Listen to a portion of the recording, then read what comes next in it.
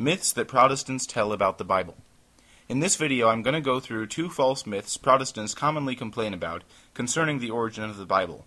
But before I do, let's have some facts. Fact: Catholics were the ones who produced, promoted, and published the Bible in the early years of the Church. Protestants today have to face the embarrassing reality that they depend on Catholics for their own source of doctrine. The apostles and the disciples who wrote the New Testament were Catholic. It was Catholics who wrote the New Testament, and later it was a Catholic Church Council that put together the Old Testament books into a single whole, recognizing what was sacred scripture and leaving out some forgeries and other books that really didn't belong.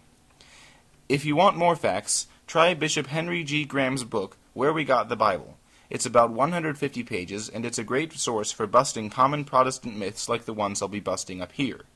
Now let's get to some of those myths that Protestants tell about the Bible. Myth number 1.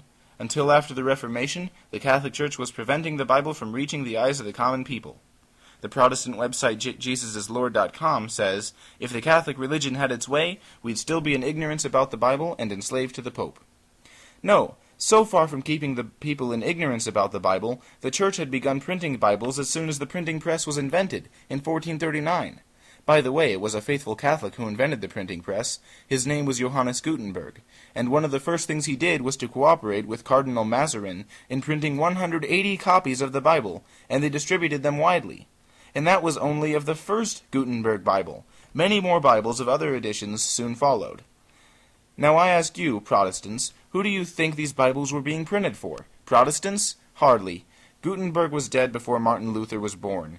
Any Protestant who uses an argument like the one that is quoted above is either ignorant of these facts, or he thinks that the Church's best attempt at suppressing the Bible was by printing the Bible. And to take either of those positions is to forsake all credibility. Myth number 2. To keep the Bible away from Christians, the Catholic Church condemned John Wyclif, the first person to translate the Scriptures into English. There are Protestant websites that say Wyclif's Bible was the first English version of the Scriptures.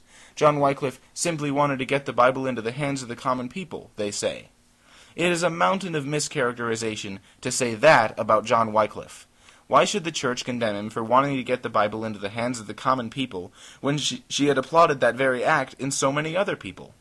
The Church made a saint of St. Jerome for translating the Bible into Latin in the 5th century, when Latin was the language of all the world, and the Church published his translation with fanfare and had it hand-copied by her monks. And, contrary to the myth above, some of her holy men, upon receiving these holiest of volumes, went right to work bringing them into the languages which they commonly spoke for the benefit of all the people. Richard Rolle was a man who lived in the 14th century and translated the Psalms into English because, he said, the Holy Writ lay sleeping while men understood it not. He said about translating the Bible, in this work I seek no strange English, but easiest and commonest, so that they that shall read it need not dread erring. Now here, if ever, was a man who simply wanted to get the Bible into the hands of the common people, but the Church did not condemn him. Clearly, Wyclif was condemned not for translating the Bible, but for being a heretic. He denied transubstantiation. His heresy got him condemned, not his desire to translate the Bible. Protestants, I hope, will not make the mistake of thinking otherwise. So those are 2 myths about the Bible that Protestants commonly use against the Church. If you want more, read the Bishop's book, Where We Got the Bible, which you can purchase at Amazon. See this video's description for a link. More videos are coming soon, so stay tuned. God bless.